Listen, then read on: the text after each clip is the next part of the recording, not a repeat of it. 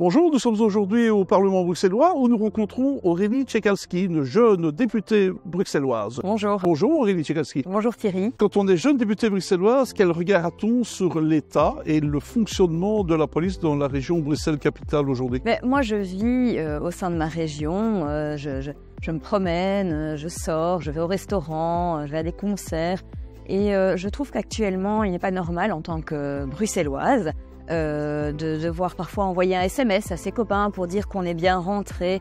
Et donc je compte absolument sur le rôle de la police pour garantir la sécurité de tout un chacun au sein de la région bruxelloise. C'est primordial, nous comptons sur eux, ils garantissent notre sécurité et notre liberté. Selon vous, qu'est-ce qui fait qu'aujourd'hui on est peut-être en insécurité quand on est une jeune femme et qu'on sort à Bruxelles? Ce qui fait qu'on ne se sent pas en sécurité de nos jours à Bruxelles, c'est parfois le manque d'éclairage au sein de certaines voiries à Bruxelles. Il y a aussi beaucoup de problèmes d'insécurité au sein de nos stations de métro, dans certains arrêts de tram. Et c'est pas normal d'être inquiet, de devoir regarder derrière soi, de garder son téléphone entre nos mains. Il y a un certain relâchement de la part des autorités régionales en la matière. À chaque fois qu'il y a des problèmes d'insécurité à Bruxelles, le ministre-président Rudi Vervoort dit que c'est la faute du fédéral. Il tire le parapluie fédéral et nous, OMR, nous demandons qu'il prenne ses responsabilités. Demain, le mouvement réformateur est aux affaires à Bruxelles.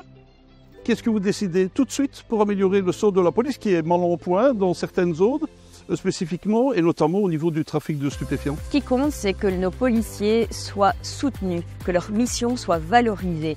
La criminalité évolue, on l'a vu, elle est de plus en plus complexe. Il y a du trafic de drogue, du terrorisme, c'est très varié.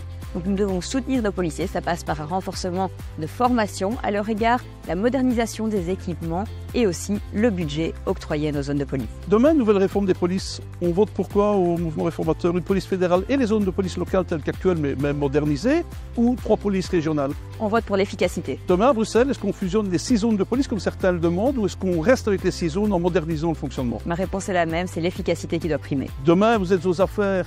Est-ce qu'on va au fédéral, on parle Vivaldi plus ou on change de cap carrément? Je donne ma langue au chat et j'attends les signaux donnés par les électeurs. Je compte sur eux pour donner la bonne impulsion. Demain, est-ce qu'on continue avec une police transversale comme on le voit aujourd'hui ou est-ce qu'on donne enfin les moyens de fonctionner avec une vraie police de proximité? On donne enfin les moyens pour une police moderne et pleinement ancrée dans le XXIe siècle. Demain, est-ce qu'on dit, on fait au parquet, non, maintenant c'est la tolérance zéro pour les auteurs de violences envers les policiers? Tolérance zéro.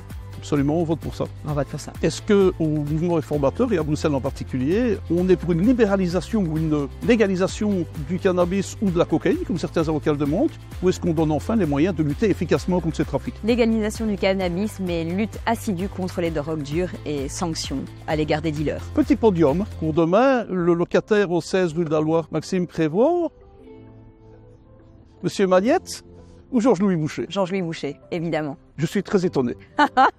Merci Aurélie Tchekalski. Merci Thierry Belin.